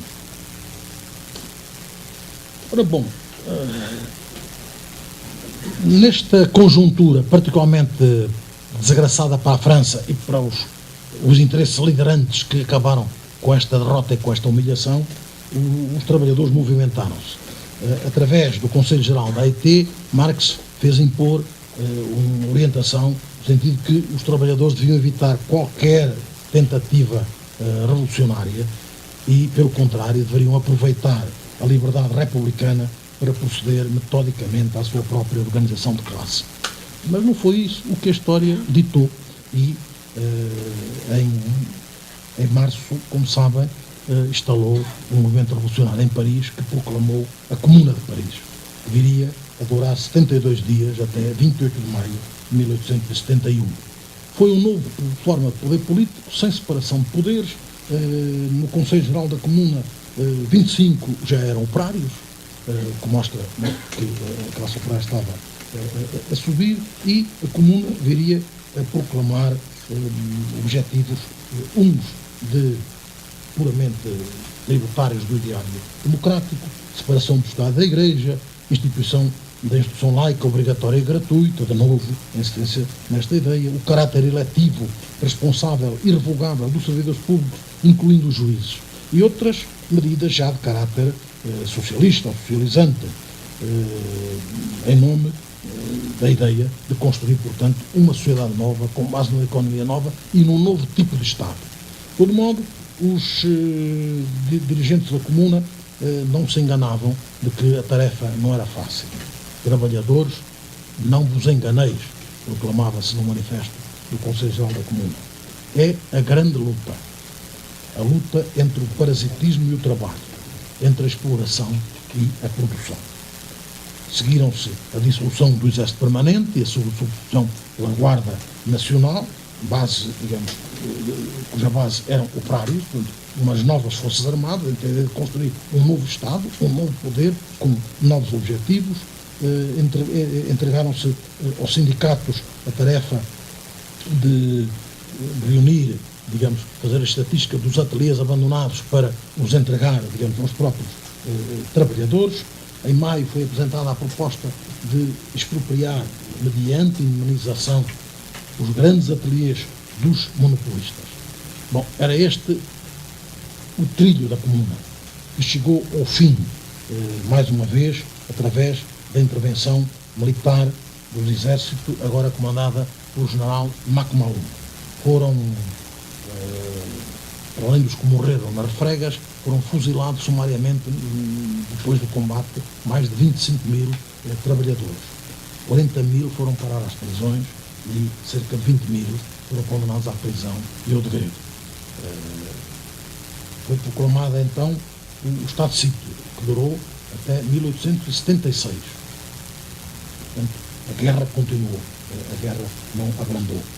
Em 1873, uma lei que ficou muito conhecida, a Lei Dufour, veio proibir, não se dizia, mas era claramente o que resultava do seu texto, ad eterno, para todo ou sempre, a Associação Internacional dos Trabalhadores e todos aqueles que a defendiam, etc, etc. Portanto, queriam acabar de vez com esta história, queriam acabar com a Associação Internacional dos Trabalhadores e com a ameaça deste novo Estado, que teve por fim, a Associação Internacional dos Trabalhadores, incitar à suspensão do trabalho, à abolição do direito de propriedade, da família, da pátria e dos cultos reconhecidos pelo Estado. Então, vejam como o discurso agora já é mais apurado e começa a aproximar do Deus, pátria e família, dos ditadores fascistas na Europa, alguns anos mais tarde.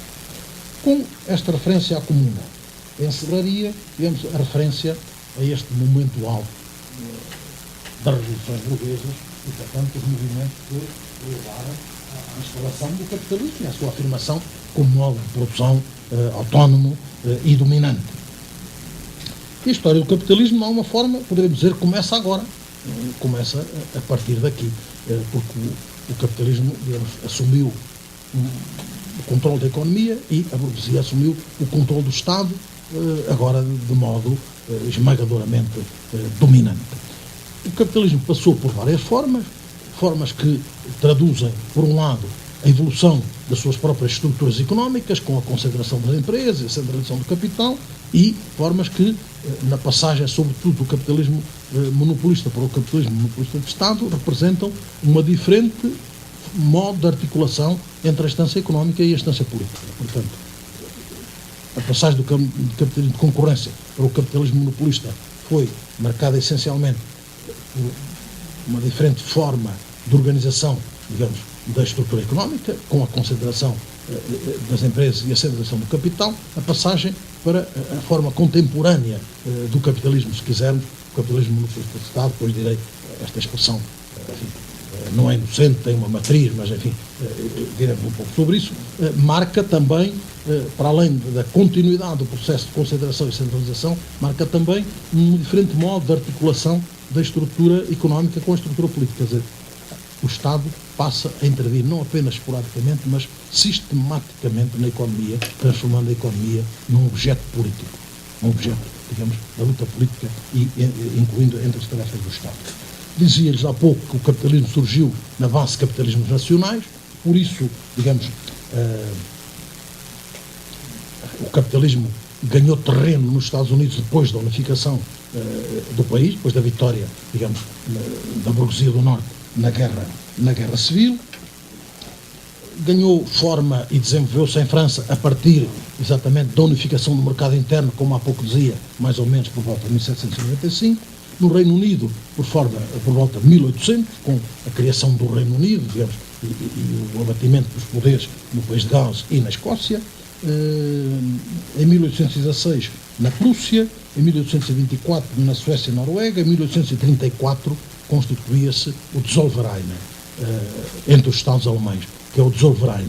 É uma união aduaneira, quer dizer, não é apenas um espaço de livre comércio, é um espaço que tem uma fronteira aduaneira comum, uma pauta aduaneira comum. Portanto, de alguma forma, é uma estrutura que garante, digamos, um espaço económico comum perante as economias externas, porque os tributos, os impostos a pagar pela entrada nesse espaço são comuns a todos os Estados. Foi, digamos, o princípio da unificação política alemã, do mesmo modo que o Risorgimento na Itália marca a unificação italiana por volta de 1861.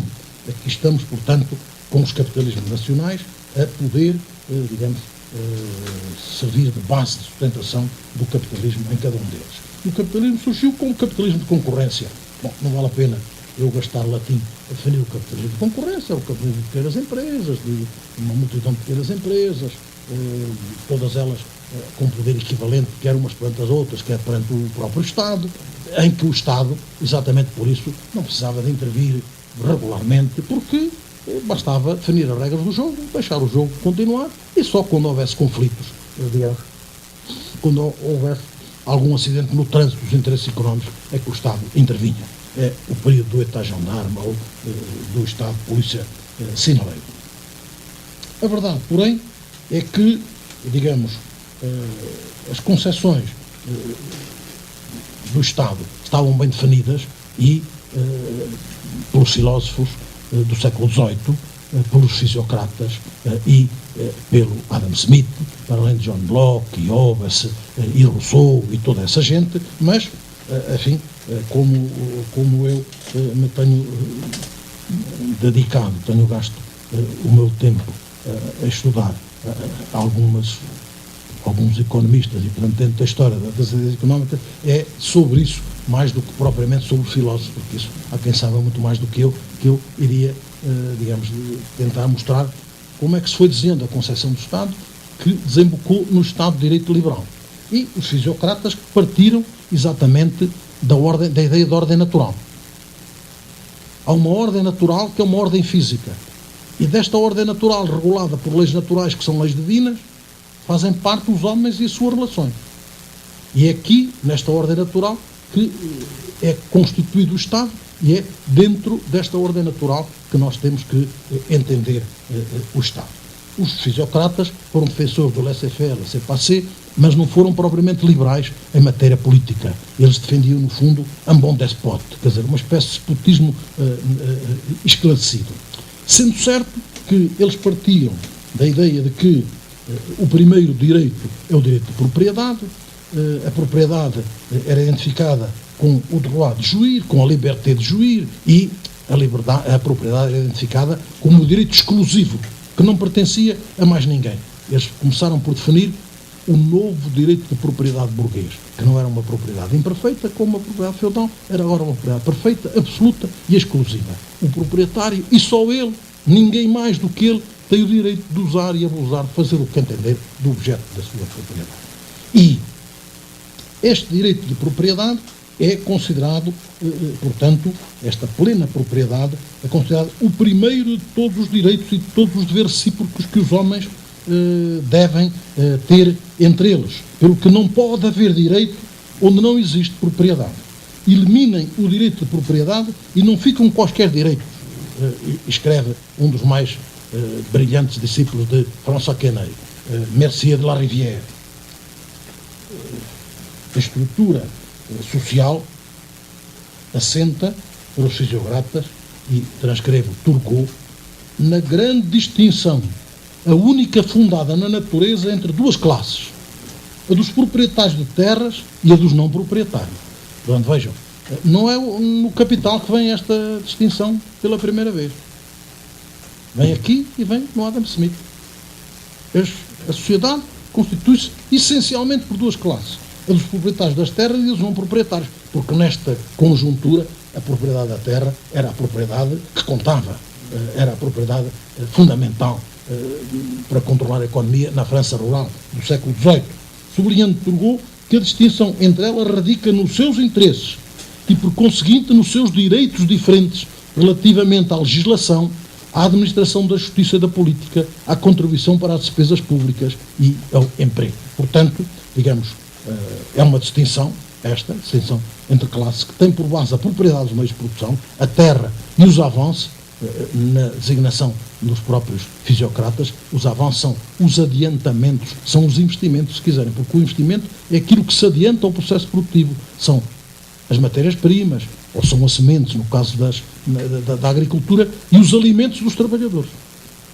Aquilo que, no fundo, se paga com o salário e, digamos, as matérias-primas, ou a semente sobre que vai exercer-se a atividade dos trabalhadores. Isto é que são os avanços, porque se adianta ao processo produtivo. E é isto, diz o Adam Smith, que os trabalhadores não têm. Não têm capital acumulado para se garantir a sua subsistência até que as colheitas ou o resultado da produção possa ser vendido e para eles utilizarem como matérias-primas ou lançar às terras. E como eles não têm isto, só têm a sua força e habilidade de mãos, dependem daqueles que, tendo capital acumulado, podem contratar indivíduos industriosos porque sabem que deste contrato, em princípio, eles vão recuperar o que pagam e ainda algo mais, o valor que estes indivíduos industriosos acrescentaram ao valor das matérias-primas. Bom, então, mas isto já está aqui nos fisiocratas. O soberano e os proprietários do produto líquido e disponível, eis o que compõe o Estado, escreveu o Marquês de Mirabeau. Os proprietários de terra são os membros essenciais de uma nação. O Estado reside essencialmente no soberano, que é o chefe, nos proprietários do produto líquido e nos empreendedores de cultura. Os empreendedores de cultura são os que cultivam as terras, não tem a ver com a cultura, tal como nós dizemos, é a cultura da terra. Bom, então, Mercier de la Rivière, o Marquês de Mirabeau, Turgot, definem claramente qual é a base do Estado. E Turgot diz que,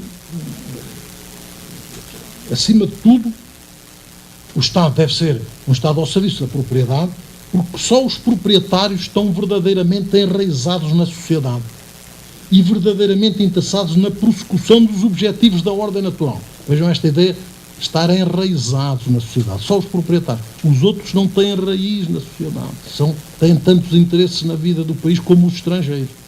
Os outros são inimigos, ou menos potenciais. E o abade Baudot diz: o homem que incorpora os seus bens na terra para a tornar mais frutificante, incorpora-se ele próprio nesse terreno. Toma raiz no Estado. Se é permitido falar assim, a sua existência, as suas fruições estão intimamente ligadas ao território. Os proprietários foliários pertencem, portanto, mais especialmente e mais intimamente a cada um dos impérios. Turgot, dirigindo-se ao soberano, sublinha que a lei sagrada da propriedade é uma lei anterior às leis civis, cuja manutenção deve ser o único fim das instituições sociais. O interesse principal ao qual todos os outros estão subordinados é o interesse do proprietário. Porque é quando as suas propriedades forem tão protegidas quanto possível que eles extrairão a maior vantagem que puderem, que eles estarão interessados em valorizar quanto possível as suas terras, que as produções de todos os géneros se multiplicarão. Ainda cito Turgot e o Marquês de Mirabeau. O monarca acumula na sua pessoa 2 direitos divinos, o da autoridade e o da propriedade. Mas o segundo é que faz o primeiro. O Estado não tem, portanto, e não poderia ter, interesses que não sejam também o interesse dos proprietários. Os direitos do Estado são, portanto, os direitos dos proprietários. É claro que se faz aqui ainda a origem do poder como uma origem divina. Ainda não chegámos propriamente aos filósofos da burguesia. Ainda estamos num período anterior. Mas, em nome desta ideia, acentua-se agora por Letrone. O poder de fazer leis não pode pertencer aos homens, já que estes só poderiam abusar dele para a sua perda e infelicidade. Deus reservou esse direito só para ele. A autoridade que ele confere aos homens não contém mais que um poder de execução, de aplicação e de administração. E Dupont de Nemours, as leis são todas feitas pela mão daquele que criou os direitos e os deveres. As leis dos soberanos, que chamamos leis positivas, devem ser meros atos declaratórios daquelas leis essenciais da ordem social. Na síntese deste último autor, Dupont de Nemours, l'État est un législateur et non un légisfacteur. C'est un porteur de loi et non un faiseur de loi. Fazer de loi é o criador de todas as coisas. E por isso, leis soberanas instituídas pelo Ser Supremo, a expressão é François Quesnay, elas são leis imutáveis, irrefragáveis e as melhores leis possíveis. A submissão exata e geral a essas leis sagradas é aquilo que prescrevem, de leis que prescrevem unicamente a conservação do direito de propriedade e da liberdade que é inseparável dele. É a condição essencial para a sobrevivência da própria sociedade. E Messier de la Rivière torna muito claro: estas leis são menos um presente da divindade do que a própria divindade. Pecar contra a lei é pecar contra a divindade. Portanto, a fundamentação divina, digamos, das leis, que não está no monarca, não está no Estado, está acima, é, digamos, uma prova, a tentativa de usar uma força incontestada para impor uma concepção de Estado que ainda não tinha um fundamento filosófico e ainda não tinha, se calhar, como diríamos hoje, uma base social de apoio suficientemente forte para a tornar credível por si própria. Mas, insistem, é impossível que o governo tenha algum local precedido a propriedade. O governo deriva, portanto, da propriedade e não a propriedade do governo. E quais são, então, as tarefas deste Estado? A de punir, pelo magistério dos magistrados, o pequeno número de pessoas que atentam contra a propriedade de outra. Portanto, o magistério dos magistrados está integrado no Estado clássico, como as leis. E o abade Baudot, garantir a propriedade, defendê-la contra os usurpadores, assegurar a liberdade, isto é, o livre uso do direito de adquirir pelo seu trabalho, ou de fruir depois de ter adquirido. Liberdade é isto. O livre uso do direito de adquirir pelo seu trabalho, ou de usufruir depois de ter adquirido. Proteger este direito é o objetivo do poder protetor. É o que ele deve operar pela justiça distributiva, pelo poder político ou militar. Portanto, o Estado é o magistério dos magistrados, mas é também o poder político ou militar, se for necessário. Portanto, o Estado como aparelho coercivo, ao serviço destes interesses. O direito de propriedade, os interesses proprietários, porque o Estado não pode ter outro objetivo que não este. É claro que os fisiocratas reconhecem que esta propriedade, definida como o direito exclusivo de possuir uma coisa qualquer, esta propriedade exclui necessariamente a igualdade.